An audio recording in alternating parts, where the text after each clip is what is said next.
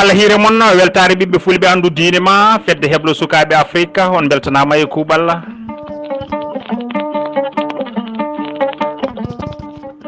bandirabe teddube on calminama on beltanama katudi en duttitima yewtere meden foyri gendi nde heblanta mon dum musirmo layn baggedo pular hande bandirabe teddube jeweten ko yurno yaade Abdoul Bocar gurdam e mayde woni Abdoul Bocar Ali Doundou Segele Abdoul Bocar Ali Doundou Segele hakkunde makko kadi e sika Mamadou Kane so jomiraɗo haaji ɗo woni yummiraɓe ne kewi kono potani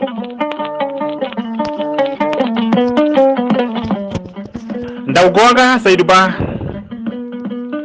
bandiraɓe tedduɓe mbiɗen gonka Fouta hakkunde bandiraɓe ɗeɗo kitale kaɗɗe kitale yincuru diwan Dimat e Toro keroraki ɗumen kañumen tan tugude hitande ujunere temedde jeetati e capanɗe jeetati e joyyi fawi ujunere temedde jeetati e capanɗe jeenayyi e goo dane maayo ngo foof deeƴani on saaha kadi bandiraɓe tedduɓe ne hawriti e nangue hoore worɓe nayo labtuɓe no feewi ɓen goni Abdoul Bocar Ali Doundou mo Dabia Odeji Ibra Almami Mamadou Birane mo Mbumba Jeeri Mamadou Siley Amar mo Pete el fekki Boubou Siré to Gawul ɓeɗo ɓe limtuɗen fof bandiraɓe tedduɓe goto e mumen fof ko joom fayida e nder nokku mum Abdoul Bocar Kane ko hoodere labtude e nder Bosoya Ibra Almami Wan ko kananke mo ala yeru mum e nder law Mamadou Siley an ko kañum kadi timi yirlaɓe ma mbiyen tami yirlaɓe e jungo mum el fekki Boubou Siré Agne on saaha ko kañum timi e Guénar woni mabɓe kadi bandiraɓe tedduɓe wonduɓe tubakoɓe woni hen kadi a hande ɓe jaɓani miijo nofru woɗeru jalɗo e nder reedu Fouta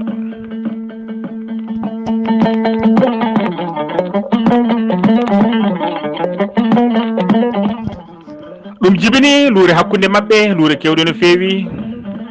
jinnaɗo menna Ceerno Mamoudou Dia wi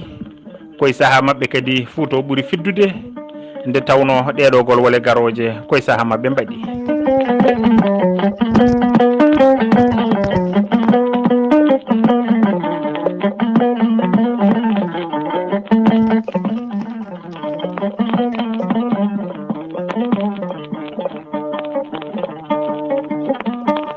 mbiɗen bandiraɓe tedduɓe wolde Jorondu Duppal Mbumba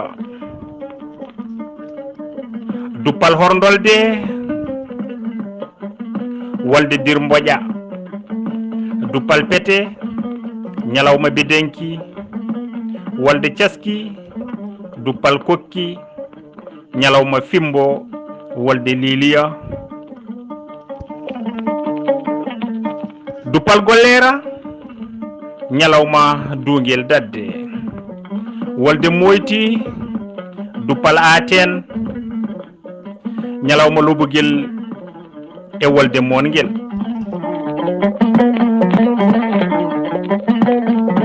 Duppal Dum jangu gawdal kolɗi wolde Burgu Duna Duppal Kasga jangu Magama wolde Kolkole pellal kay haydi jangu Horndolde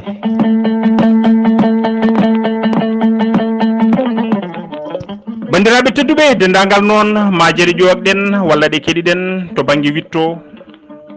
ɓuuri rokkude gendiyankagal muɗum e ɓeɗo worɓe ko Abdoul Bocar Ali Doundou ko ɗum addanta men ɓurde junnade e makko ɗone kadi bandiraɓe tedduɓe kala ko kalmi e oɗo gorko ƴogmi ɗum kadi koye jewte jinnaɗo men ten Youssouf Gueye ɗe waɗano e radio Mauritanie walla e deftere Jamreɓe men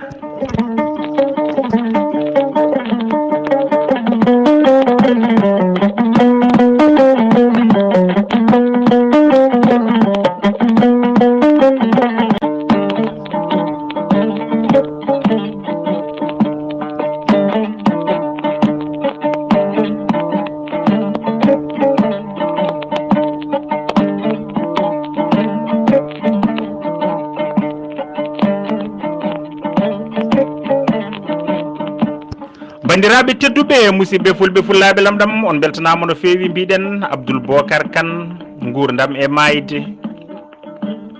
Abdoul Bocar Ali Doundou Kane jibina ko hakkude hitandu ujunere e temedde jeetati e capanɗe tati fayi ujunere e temedde jeetati e capanɗe tati e joyyi. ɗo wiyete Daabi Odeji e nder diwan Bosoya e nder leydi Sénégal. baba makko ko Bocar Ali Doundou wiyete.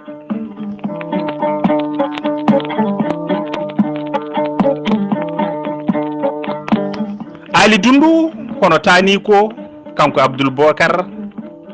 jeeya koye jagorɗe jeegom toɗɗotonoɗe almami Fouta ɗe joofiɗen dow joni ɗe. yummakko wiyete ko Dieynaba Kane omo jogui kadi koyngal kanko yummiraɗo e galle almami Birane Wanto Mbumba. inde Abdoul Bocar noon bandiraɓe tedduɓe fuɗɗi yaltude kadi ko gila omo yara e duuɓi 25.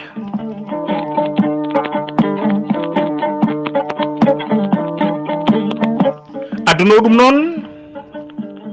ko tawi kadi Fouta o ina jooɗi fodde lebbi jeegom ala gardiɗo. nde Saykou Oumar Tall ari e hoore fonde Abdoul Bocar addi neɗɗo muɗum ina wiye Moustapha Ba fiila almami Fouta. guila nden ha ɗo rutte joomi ko ɗo o tawtarama kadi kala ko wanno e nder reedu Fouta. o haɓima tubakoɓe fodde duuɓi 30 won wiɓe ni 35. kala mo tumno ina wonde tubakoɓe ina wallodira e mumen o haɓima ɗum. guila e almameɓe ha e sernaɓe ha e lawakoɓe walla yimɓe mawɓe wodɓe mbawko Abdoul Bocar haɗani tan kadi bandiraɓe tedduɓe e nder reedu Fouta ala, kono kadi ka sarima ha e diwanuji catiɗi ko wayno Gadiaga e Guidy Makka.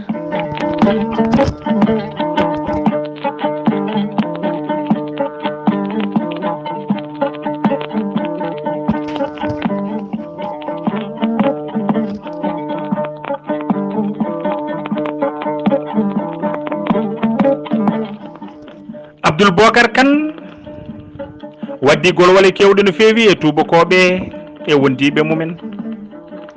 son ƴeewi lewru Siilo hitandu ujunere temedde jeetati e capanɗe jeegom e tati, lewru Morso ujunere temedde jeetati e capanɗe jeegom e nayyi, lewru Juko ujunere temedde jeetati e capanɗe jeeɗiɗi e jeeɗiɗi, lewru Silto ujunere temedde jeetati e capanɗe jeeɗiɗi e jeeɗiɗi.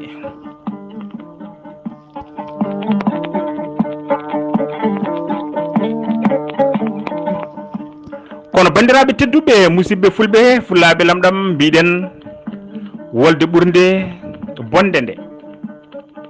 wiyete ko wolde dir Mboƴa. nden waɗi kadi ko hakkude mayirɗe lewru Colte e darorɗe lewru Mboyi e hitandu ujunere temedde jeetati e capanɗe jeetati e goho. dir Mboƴa woni ko hakkude Mbolo Birane e Mbagn. Abdoul Bocar yani ɗon kadi koye tubakoɓe e wondiɓe mumen fewnanoɓe ɓoggi téléphone hakkude Saldé Tébégout e Matam.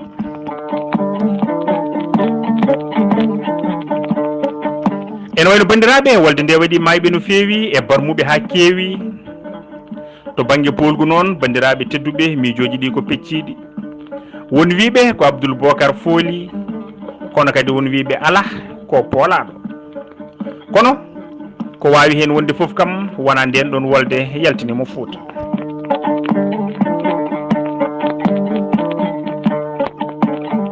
o yalti Fouta ko hitandu ujunere temedde jeetati e capanɗe jeenayyi.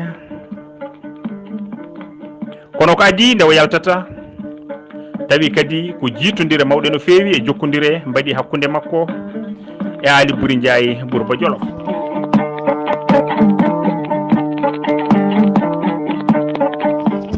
e laamiɗo julɓe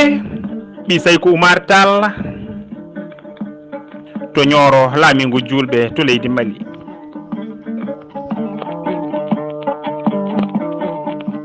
tubakoɓe nde wonno kadi bandiraɓe tedduɓe jiiɗa ngal ɗon jokkodiral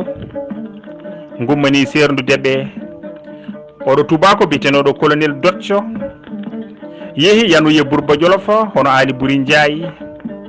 to lamorgo mum wiyetengo yang yang.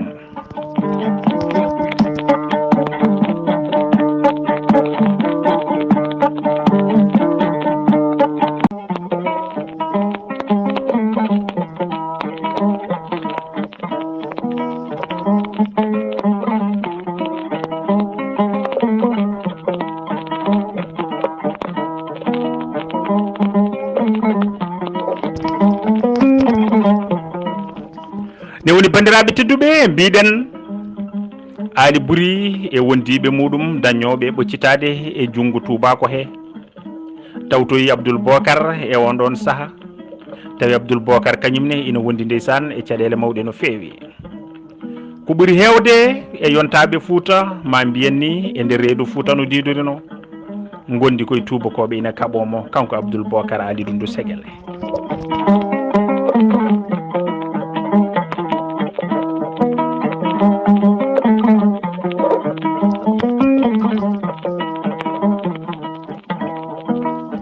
nden Ali Boury ari tawi moye kaɗo gonka kamnika kaɗo gonka muska ɓe tacci maayo ɓe payi kay hayɗi nden tubakoɓe ɓe tini ɗum ɗon kadi e wiide jinnaɗo men ten Youssouf Gueye mbaɗi laana ndiyam ina wiye somre ummi e wuuro ina wiye kaayi e nder leydi Mali ari kadi bombi wuuro kay hayɗi ngo ɗum wonno ko ñande nogas e jeenayyi nde wuuro morceau hitandu ujunere temedde jeetati e capanɗe jeenayyi.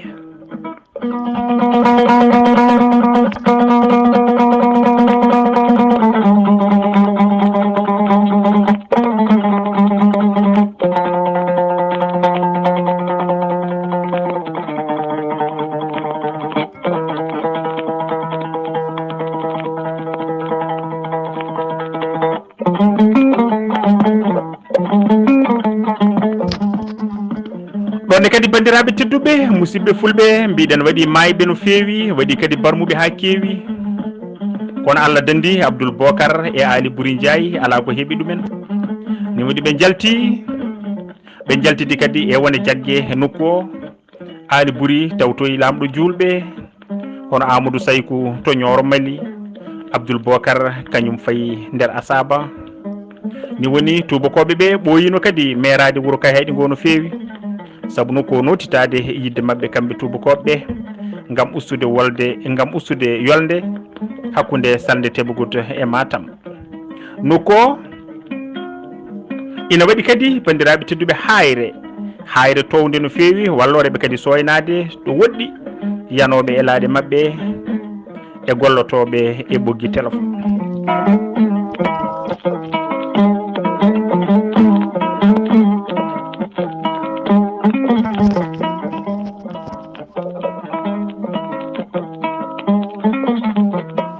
nokko kadi bandiraɓe tedduɓe woni koye hakkude ligguitaji maaje ɗum woni hakkude maayo Sénégal e cangol gorgol ilnowol kolgal biyetegal Forigal ɓe jiiɗino kamɓe tubakoɓe ɓe sinude gonɗon miijo guila hitandu ujunere temedde jeetati e capanɗe jeegom e nayyi tawi Allah gasnani yeehi kadi ha hitandu ujunere temedde jeetati e capanɗe jeetati ɗiɗi ɗum woni hitande caggal jonde mabɓe e Abdoul Bocar to Gabaɓe ni woni ɓe cimmiti kadi kamɓe tubakoɓe miijo mabɓe ngo kono tawi kadi Allah jaɓani kadi e on ɗon saaha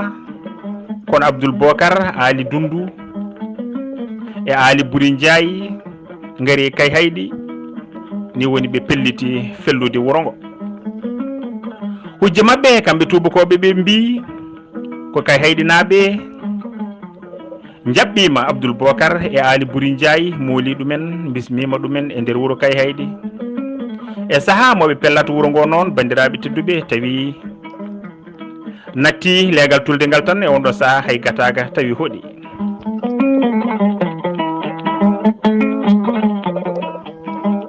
kono sen ƴeewi ñande hen kadi bandiraɓe tedduɓe ene wayno soninkoɓe ɓe darni kañumen ko araray danejo gam hollirde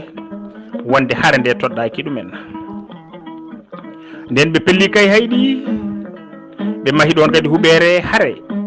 e lewru kawle hitandu ujunere temedde jeetati e capanɗe jeenayyi kono nden ɗon huɓere juutani balɗe nde yani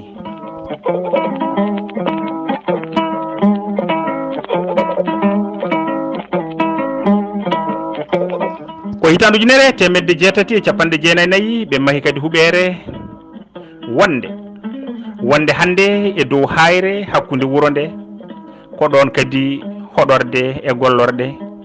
gardiɗo diwan o gonni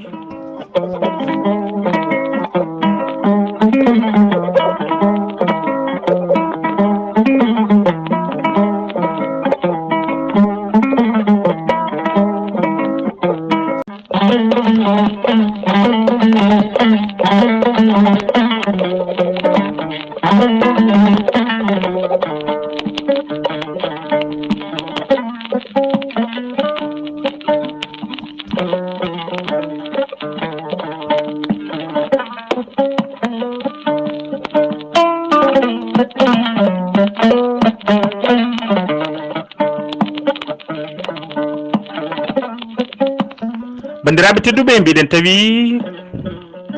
ko adi pellal kay hayɗi seeɗa kono kadi ko hitande nde wootere tubago biyeteɗo arsinar o yani kadi e ñooro laamiɗo julɓe o duppi ɗum fandare nde noon bandiraɓe tedduɓe ko tongude kala ballal fewde Abdoul Bocar Kane eɓe kulimo no fewi caggal jokkodire ma jottodire ɗe cifiɗen dowɗe omo jokkodira kanko Abdoul Bocar jokkodire goɗɗe kadi tawi ko payodinde no fewi e on ɗon saaha mo kaleten Abdoul en jokkodira ha to banggue safalɓe ha tengti noon e leñol safalɓe biyetegol Hel Bakar Wul Suwaydi Ahmed en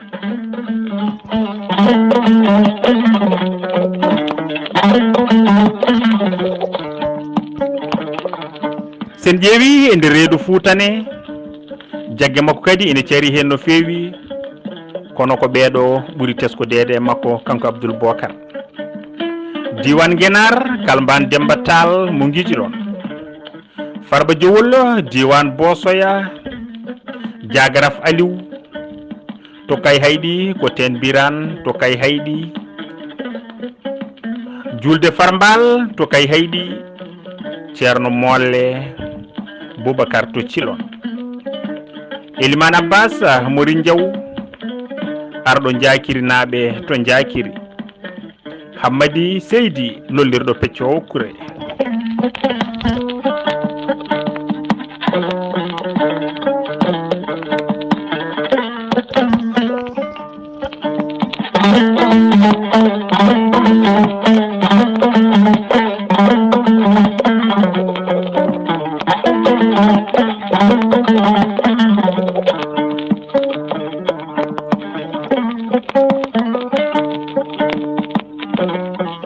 newni bandiraɓe tedduɓe mbiɗen diwan law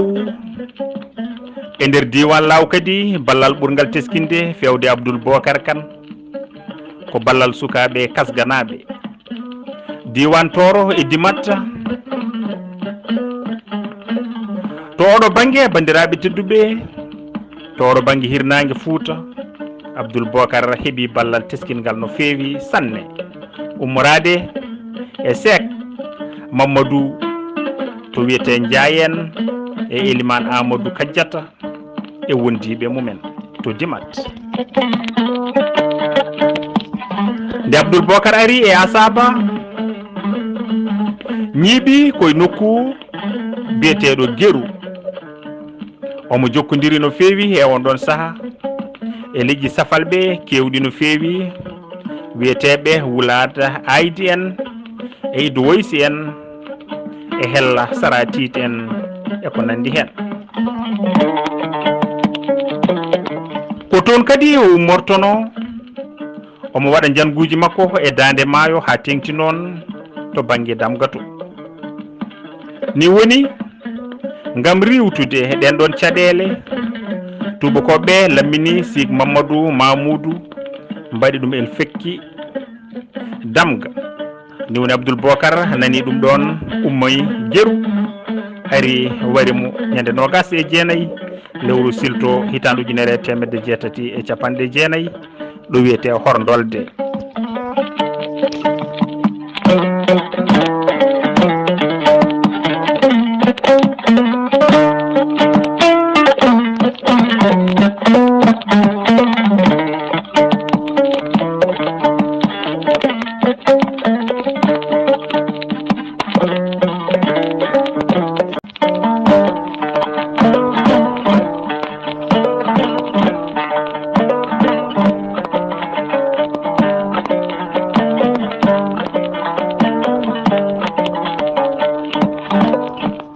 bandiraɓe tedduɓe mbiɗen wonande tariha paggitaɗo ɗon e nokku he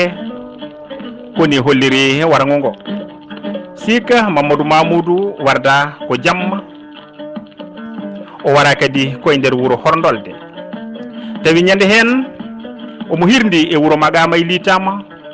omo jofi e galle makko ɗon e wuuro he Abdoul Bocar wonno kañumne ko rewo to leydi Safalɓe nani sik jokkodiri e tubakoɓe no fewi ha waɗama henni mawɗo ina jogori ardinede diwan damgo no didurino ni woni kanko Abdoul o tafi toon konu makko o ari habde e sika Mamadou Mamoudou nde o ari e damga bandiraɓe tedduɓe o jokkodiri e won e yimɓe nokku o ha o dañi humpitade no gueɗe sik Mamadou cifori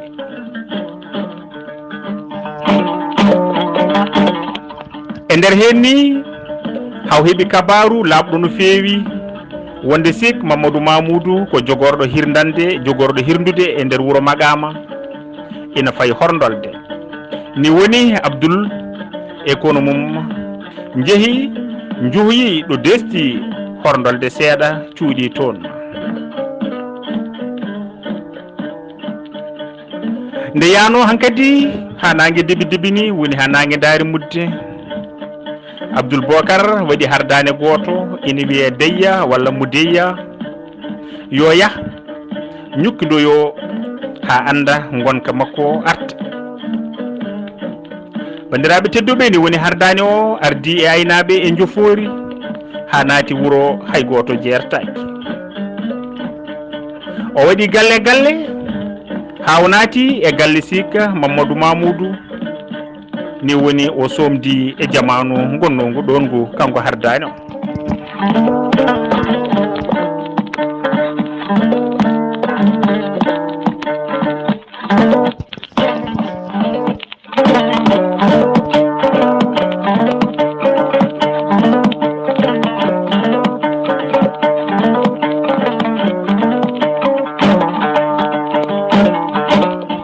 ni woni bandiraɓe tedduɓe mbiɗen hamme woni ɗon ina ayna hamme mum e nder galle he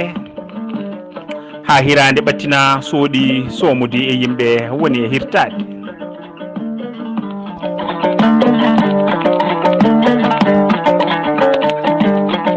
en hawni no fewi noon hunde hawnide waɗi ñande hen e nder saaha mo hirande nde hirtetende sik heeɓino jertinde fayre mum o heeɓino wiide yimɓeɓe hendu jamfa ina ukka e nder jonde he kono ngol ɗon konngol bandiraɓe tedduɓe faynani jonde nde saabu hay goto e batu ngu rewidaki ngol nden hirande nde gasi hardani o kadi molƴiti heeɓoy less dalla fawru hippi toon ɗo hippi ɗo omo ayna kala ko natata e galle he e ko yaltata e ko artata ni wono woni ɗon ha jammo jengi no fewi ha arnoɓe foof kooti ha heddi sik Mamadou o reeni kadi kanko capato ha woodi ɗo siga Mamoudou naati e nder cuuɗi he nden hardani o yananama hankadi ko ɗo o fotata walde sorti e less dalla mum fayto Abdoul Bocar habroyi ɗum Abdoul Bocar e yimɓe mum ngari jeni e makko mbarimo tagui dande nde on ɗon saaha ɓiye ko biyeteɗo Abdoul Salam o ko cukalel no fewi ma o dogna o suuɗoya hoto Abdoul Bocar warde mo ñande hen o suuɗoya koye galle horɓe e nder bembal moftirde bukki ma mbiyen bembal ɗo moftirte no bukki ɓe mbi ko ɗo no suuɗoya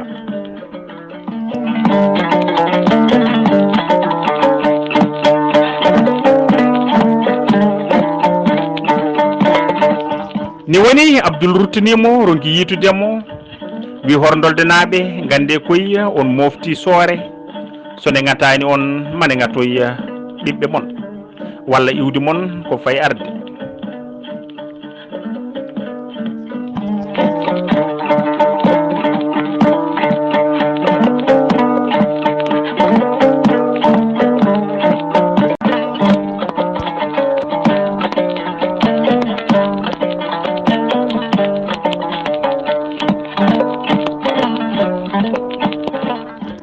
kono bandiraɓe tedduɓe mbiɗen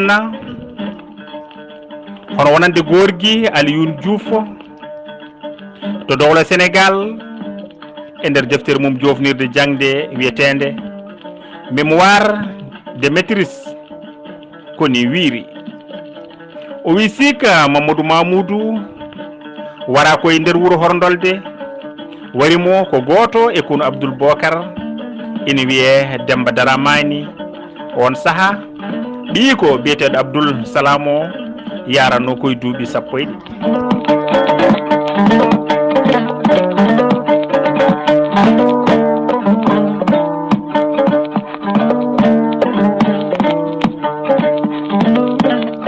en woni ñande hen so tawi o daɗi kadi e wargo he ko sabu Allah e gorgol makko ene wiye Ramata Ceerno Mamoudou nde lawgu ngu waɗi jibru ndu jiiɓi no feewi ko on doganimo kanko Abdou Salam morlidimo e tagar weddoyimo nder fawru.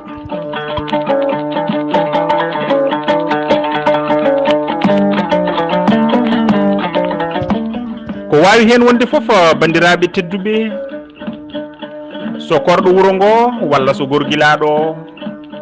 haɗi Abdoul Salam warede tan ko suuɗede wasjiyede so suuɗanoka Abdoul Bocar warannomo ñande hen gam yobtanade jaggal mumen e wiide Ceerno Ibrahima Abou Sall jangguinowo ma jangguinannoɗo dartol to duɗal jaabi hattirde Nouakchott colonel Dotso duppi Horndolde ha royti caggal ɗum heeɓi won e guese Magama naɓe e Horndolde naɓe.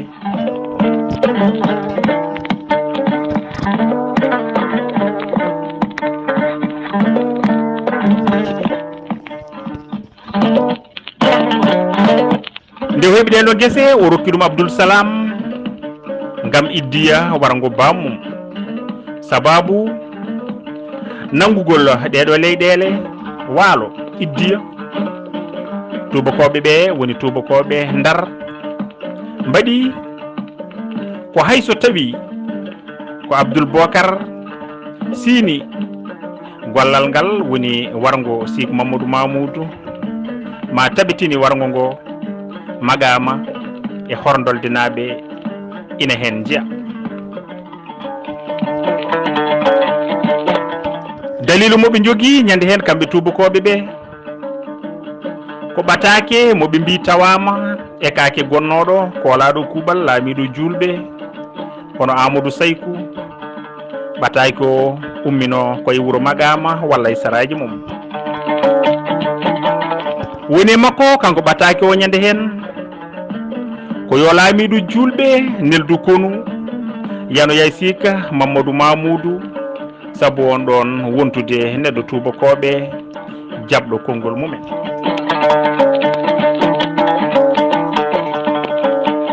ko gonga tubakoɓe meeɗani sertude e yidde hebde Abdoul Bocar ɓe ɓooyi kadi yidde nangudemo kono gila sika Mamadou wara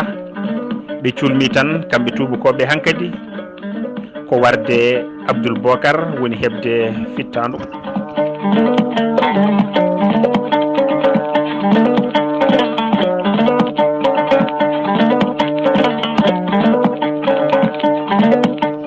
ni woni mbiɗen hankadi ɓe culmaki so wona tan hankadi ne kamɓe tubakoɓe so wona hankadi yidde wadde noɓe certiri e makko kanko Abdoul Bocar ni woni ɓe jalti e miijo adango ngo hankadi ko wargo Abdoul tan woni ko tabiti hakkillaji mabɓe kamɓe tubakoɓe. e warde wondiɓe makko. Ni woni dane maayo ngo fof bandiraɓe tedduɓe tuggude kay hayɗi ha dembankani waɗa e nden ka tubakoɓe wonde kala ɗo yiya yo nangue o adde walla ware.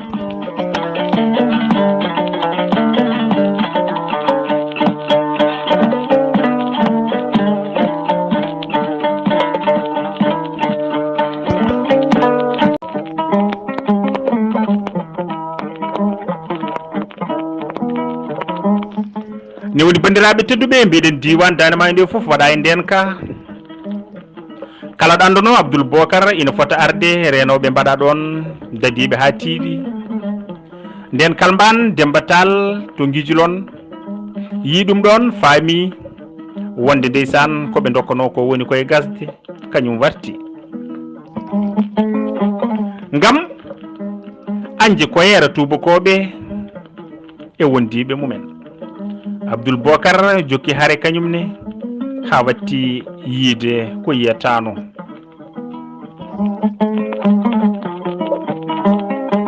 Ni woni o watti yiide ko luure e jamfaji natti taƴodirde e nder kono makko ngu. O watti kadi yiide kanko Abdoul Bocar ko safalɓe wondunoɓe makko ɓe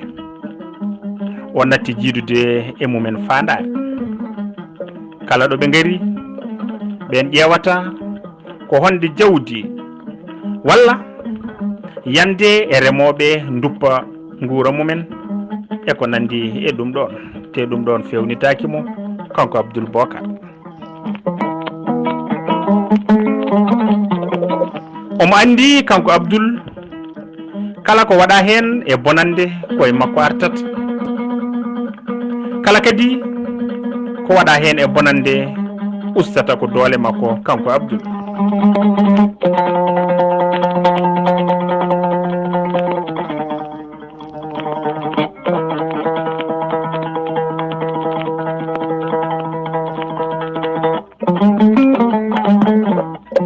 ni woni o faami hay ɓeɗo safalɓe ɓe wondi hankadine goni koye haɓademo ngam yidde sertude makko e fatude tubakoɓe. ni woni ƴeewi kankone so tawi woodi no waɗiri o telat o felliti waylude miijo o felliti yidde haaltidde e commandant tubako jooɗinoɗo ɗo kay hayɗi ɗo ngam wawde artude e Bosoy.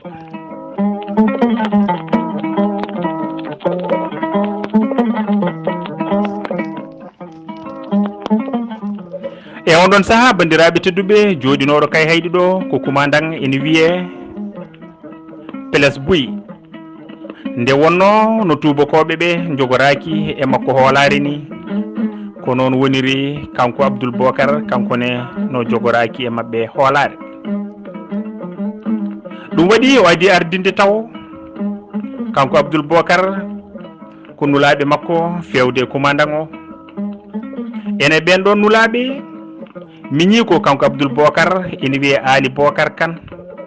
e feccere ko heddorino e kono makko he.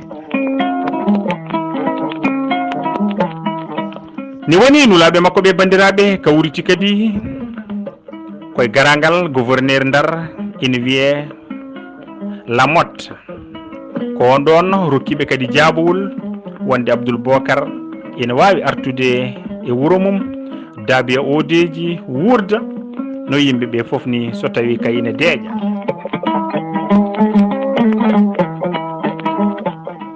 kono e ley hunde nde wona hunde hoddirande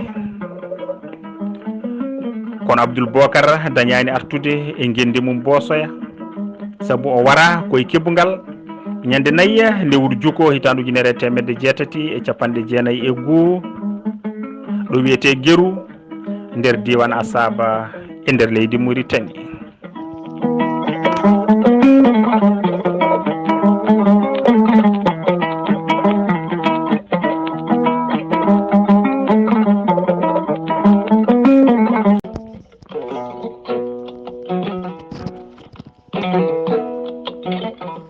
bandiraɓe musidɓe on beltanama no fewi no fewi yewtere meɗen ari ha ɗo ɗaccon hakke no fewi no fewi en beltinima ɓeɗo musidɓe rendunoɓe meɗen yewtere nde Demba Amadou Diallo weltanama no feewi, Mamadou Sy kañumne ko noon weltanama no feewi, Oumar Diallo eskey e ndeysan Diallo tan bonni ɗum weltanama no feewi, Abou Sem joom kabaruji golle ma laaɓi a weltanama no feewi, e Mamadou Ba ma mbiyen gorko mo Nioro kañume ko noon e calmini ɗum weltanama no feewi, ceerno men Alassane Mbow weltanama no feewi, e oɗo musidɗo biyeteɗo Oumar mo 49 14 yettonde arani o weltanama no feewi, e goɗɗo o kadi ko Oumar ha joni 90 56 weltanama no feewi, e Oumar Sy kañumne ko noon golle muɗum jooɗi, Abdoulaye Sall ma mbiyen gorko mo wendu noodi ko noon kañumne weltanama no feewi.